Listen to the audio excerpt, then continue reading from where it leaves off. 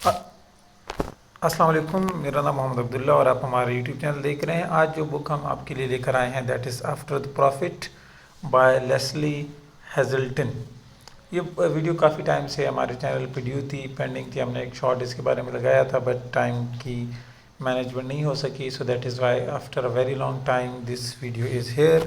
سب سے پہلے انٹروڈکشن دیکھیں رائٹر کا بھی اور بک کا بھی۔ آتھر ہیں اس کی Lesley Hazleton, she is a British American author and journalist, جن کا سب سے امپورٹنٹ کام ہے ہسٹری اور ریلیجن کے اوپر۔ اور دوسری امپورٹنٹ چیز about her is that she is a Jew, she is a female writer. Lesley Hazleton, بہت سارے لوگ اس کو میل سمجھتے ہیں، she is not, she is a female writer and she is a Jew. After the prophet میں یہ دو چیزوں کو ڈسکس کرتے ہیں۔ Number 1، the events that lead to the painful division of Shia and Sunni Islam, کہ ہم سب جانتے ہیں کہ اسلام، ماڈرن اسلام جو ہے وہ دو گروپس میں مسلمان ڈیوائیڈڈ ہیں، ایک ہیں شیعہ مسلمز اور دوسرے ہیں سنی مسلمز۔ تو وہ کون کون سے ریزنز ہیں، what were the factors, what were the events behind this particular division in Islam اور ان مسلمز امہ، اس کو انہوں نے ڈسکس کیا ہے۔ And second, the death of the holy prophet صلی اللہ علیہ وسلم۔ Her writing style is unique because she does not write history in the form of facts and figures. She writes stories like a novel or like a novelist. یہاں پر بہت سارے لوگ نسیم حجازی جو ہمارے اردو کے بہت فیمس ناولسٹ ہیں ان کو کنفیوز کرتے ہیں کہ شاید ان دونوں کا رائٹنگ سٹائل ملتا جلتا ہے، تو بالکل نہیں ملتا۔ نسیم حجازی ناولز لکھتا ہے، وہ اپنے کریکٹرز خود ایڈ کرتے ہیں، ہسٹری کا تھوڑا سا ٹچ دیتے ہیں ایک ایونٹ کو۔ اگر آپ نے اگزامپل دیکھنی ہو تو اندھیری رات کے مسافر ایک بہت اچھا ناول ہے، پڑھیے گا، یو لائک اٹ، لیکن ہے وہ ہسٹوریکل ایک ایونٹ کے بارے میں۔ لیسلی ہیزلٹن کا سٹائل ایسا ہے کہ اپنی طرف سے کوئی کریکٹرز ایڈ نہیں کرتی، یا اس بک میں انہوں نے اپنی طرف سے کریکٹرز ایڈ نہیں کیے ہوئے، انہوں نے انہی ایونٹس کو جو ہوئے تھے اسلام کی ہسٹری میں کسی ٹائم پہ، ان کو ایک سٹوری کی فارم میں لے کر آیا ہے، جس کی وجہ سے ایسا لگتا ہے کہ شاید دس از اے سٹوری اور اے ناول۔ اسٹوری کہاں سے اسٹارٹ ہوتی ہے، how does the story start? So the story begins with the death of the prophet Muhammad صلی اللہ علیہ وسلم۔ When the Prophet Muhammad صلی اللہ علیہ وسلم passes away in 632 CE, the Muslim community faced a major question: who should lead the Ummah now? حضور پاک صلی اللہ علیہ وسلم کی جب ڈیتھ ہوتی ہے تو اس وقت مسلمانوں میں ایک بہت بڑا کویسچن آتا ہے کہ یہ اب اس جو بھی میں باتیں کر رہا ہوں یہ اس بک کی سمری ہے، یہ میں اپنی طرف سے ایڈ نہیں کر رہا، سو جو بھی باتیں میں کروں گا that will be related to book, یہاں سے بک کی سمری اسٹارٹ ہوگی۔ تو مسلمانوں میں ایک کویسچن آ جاتا ہے کہ مسلمانوں کو لیڈ کون کرے گا، امہ کو کون لیڈ کرے گا۔ Some believe the leadership should go to Abu Bakr, close companion of the holy prophet. کچھ نے کہا کہ حضرت ابوبکر رضی اللہ تعالیٰ عنہ کو جانی چاہیے، کچھ نے کہا علی ابن ابی طالب دا پرافٹس کزن اینڈ سن ان لا جو ہے ان کو مسلمانوں کو لیڈ کرنا چاہیے، who had been raised by him and shared a deep spiritual bond، جن کی پرورش بھی حضور پاک صلی اللہ علیہ وسلم نے ہی کی تھی، اور حضرت علی کا اور حضرت نبی پاک صلی اللہ علیہ وسلم کا جو رشتہ تھا وہ بھی ظاہر سی بات ہے بہت زیادہ اچھا تھا۔ This moment, this decision became the root of all future division۔ یہ وہ ریزن ہے، یہ وہ ڈیسیجن تھا، یہ وہ مومنٹ ہے، یہ وہ پوائنٹ ہے، یہ وہ جگہ ہے جہاں سے فیوچر کے تمام ایشوز، پرابلمز، ڈویژن سٹارٹ ہوتی ہیں۔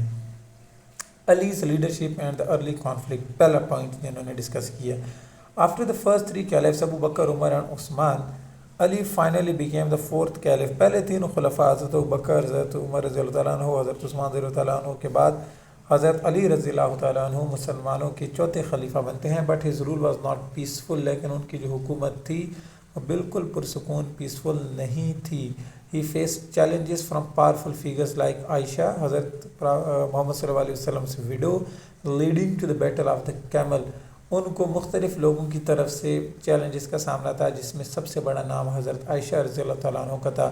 حضرت عائشہ جو حضور نبی پاک صلی اللہ علیہ وسلم کی محبوب بیگم تھیں، بیوی تھیں، اور نبی پاک صلی اللہ علیہ وسلم کی وفات کے بعد ان کی ظاہر انہوں نے کافی ٹائم تک وہ زندہ رہیں، اور ان کی حضرت علی کے ساتھ شدید اختلافات تھے، جس کی وجہ سے حضرت علی کو مختلف چیلنجز فیس کرنے پڑے، اور ان اختلافات کی basis per he battle of camel ہوئی۔ بیٹل آف کیمل، جن کو ہم جنگ جمل کہتے ہیں، وہ لڑی گئی تھی، اور جنگ جمل میں جمل جو ہے کیمل، وہ حضرت عائشہ رضی اللہ تعالیٰ عنہ کے کیمل کا نام تھا بیسیکلی۔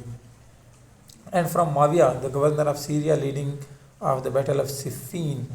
دوسری طرف سے جو دوسرا کریکٹر جن کی وجہ سے حضرت علی رضی اللہ تعالیٰ عنہ کو مختلف چیلنجز کا سامنا تھا، وہ تھے حضرت معاویہ، جو سیریا کے یعنی شام کے گورنر تھے، اور بیٹل آف صفین میں، جنگ صفین میں ان کا جو ہے وہ مارکا پڑا تھا کس کے ساتھ؟ حضرت علی کے ساتھ۔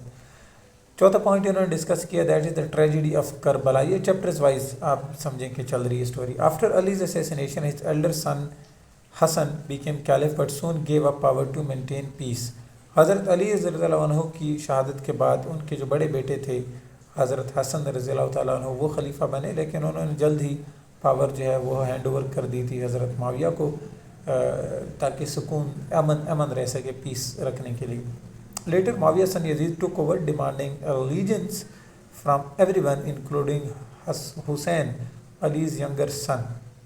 حضرت علی کی وفات کے بعد حضرت حسن آتے ہیں، اور حضرت حسن نے خلافت پاور دی دی حضرت امیر معاویہ کو، اور حضرت امیر معاویہ کے بعد ان کا بیٹا یزید جب حکومت میں آتا ہے تو انہوں نے سب سے بیعت مانگی کہ تم سب میری بیعت کرو، جس میں حضرت علی کے چھوٹے بیٹے حضرت امام حسین رضی اللہ تعالیٰ عنہ بھی شامل تھے۔ But Hussein refused to accept Yazid's rule, seeing it as corrupt and unjust۔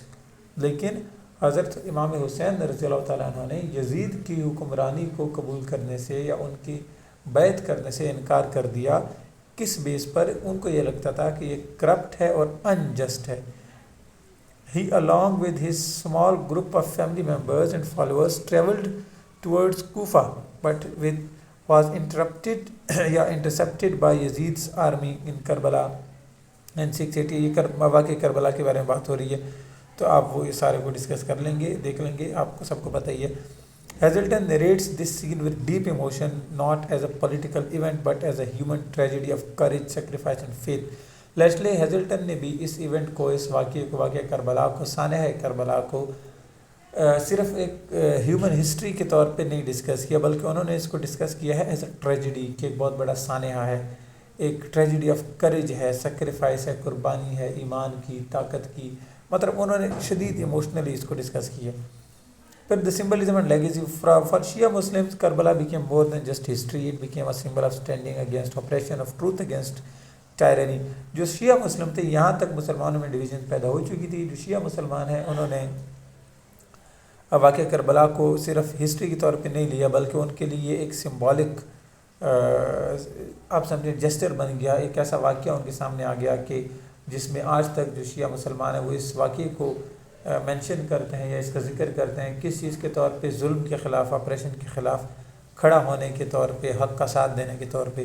حسین's martyrdom is remembered every year in عاشورہ، عاشورہ کے موقع پہ محرم میں ہر سال حضرت امام حسین کی شہادت کو یاد کیا جاتا ہے۔ For Sunni Muslim, the early caliphs as respected as righteous leaders and Karbala is seen as a tragic moment in Muslim history۔ جو دوسرے مسلمان ہیں، سنی مسلمان، ان کے لیے جو واقعہ کربلا ہے وہ بھی ایک دکھ، درد، غم کی گھڑی کے طور پہ یاد کیا جاتا ہے، اور جو پہلے تین کے خلفاء ہیں یعنی حضرت ابوبکر، حضرت عمر اور حضرت عثمان رضی اللہ تعالیٰ عنہ، یہ بھی اتنے ہی رسپیکٹڈ ہیں کہ ان جو سنی مسلمان ہیں ان کے حق میں، ان کے خیال میں یہ بات ہے کہ یہ تینوں رائٹیس لیڈر ہیں، ان کا حق بنتا تھا، یہ حق پہ تھے تینوں کہ وہ خلافت کریں۔ اچھا، Hazelton shows that both sides share deep love for the Prophet Muhammad صلی اللہ علیہ وسلم and his family, and even though their historical interpretations differ۔ Hazelton نے اس بات کو بھی یہاں پہ ڈسکس کیا ہے کہ حالانکہ ان کے جو ہسٹوریکل انٹرپریٹیشنز ہیں وہ الگ الگ ہیں، وہ ہسٹوریکل چیزوں کو الگ الگ دیکھتے ہیں شیعہ مسلمز اور سنی مسلمز، لیکن نبی پاک صلی اللہ علیہ وسلم اور ان کی اہل بیت کے لیے، ان کے گھر والوں کے لیے، دونوں طرف کے جو مسلمان ہیں ان میں ایک ہی جیسا ریورنس ہے، ایک ہی جیسی رسپیکٹ ہے، ایک ہی جیسی جو عزت ہے، محبت ہے، وہ شیئر کی جاتی ہے۔ تھیمز اس کے جو ہیں وہ آپ کے سامنے لکھے ہوئے ہیں۔ سب سے پہلا ہے پاور اینڈ لیڈرشپ، پھر فیتھ ورسز پالیٹکس، پھر مارٹائرڈم اینڈ جسٹس وغیرہ وغیرہ۔ اچھا، اس بک کی سمری یہاں تک ہے۔ اس میں میں نے ایک دو واقعے جو ہیں وہ خاص طور پہ جان بوجھ کے مینشن نہیں کیے، جو بہت زیادہ ہسٹوریکل، بہت زیادہ کنٹروورشل ہیں۔ فار ایگزامپل حضرت عائشہ رضی اللہ تعالیٰ عنہ اور حضرت علی رضی اللہ تعالیٰ عنہ کی جو اختلافات ہیں، اس کی ریزن کیا تھی؟ تو اس کی ریزن یہ تھی کہ اس میں حضرت عائشہ رضی اللہ تعالیٰ عنہ کا وہ ہار والا واقعہ ڈسکس کیا جاتا ہے، جب وہ ایک قافلے سے بچھڑ گئی تھیں ایک ہار کے ٹوٹنے کے سلسلے میں، اور پھر صفوان نامی ایک شاہ سوار جو مدینہ کی طرف آ رہا تھا، وہ حضرت عائشہ کو اپنے ساتھ بٹھا کر لے آئے تھے، اور پھر مکہ کے لوگوں نے یا مدینہ کے لوگوں نے حضرت عائشہ کے بارے میں غلط افواہیں پھیلانا شروع کی، اور نبی پاک صلی اللہ علیہ وسلم اس سے پریشان ہو کر انہوں نے حضرت علی سے مشورہ مانگا کہ میں اس معاملے میں کیا کروں، کیونکہ لوگ حضرت عائشہ کے کردار پہ نعوذ باللہ سوالات اٹھا رہے ہیں۔ تو حضرت علی نے ان کو جواب دیا کہ آپ اس کی تحقیقات کروائیں اور تب تک حضرت عائشہ کو حضرت ابوبکر یعنی ان کے والد کے گھر بھیج دیں۔ اور نبی پاک صلی اللہ علیہ وسلم نے ایسا ہی کیا۔ پھر نبی پاک صلی اللہ علیہ وسلم کو اللہ تعالیٰ کی طرف سے قرآن میں باقاعدہ حضرت عائشہ رضی اللہ عنہ کی پاک دامنی کے لیے آیات اتاری گئی ہیں، ان کے بارے میں، ان کی پاک دامنی، ان کی عزت کے بارے میں اللہ تعالیٰ نے خود گواہی دی ہے کہ حضرت عائشہ کے ساتھ ایسا کوئی معاملہ نہیں ہے۔ تو اس طرح کی کچھ کنٹروورشل چیزیں بھی ہیں اس بک میں جو میں نے ڈسکس نہیں کی۔ اوورآل جو تھیم آف دا بک ہے وہ یہی ہے جو ہم نے ڈسکس کی ہے۔ اگر آپ کو ویڈیو اچھی لگی ہے تو you can hit the subscribe button. Thank you very much. انشاءاللہ نیکسٹ بک کے ساتھ آپ کے سامنے حاضر ہوں گے ویری سون۔ اللہ حافظ۔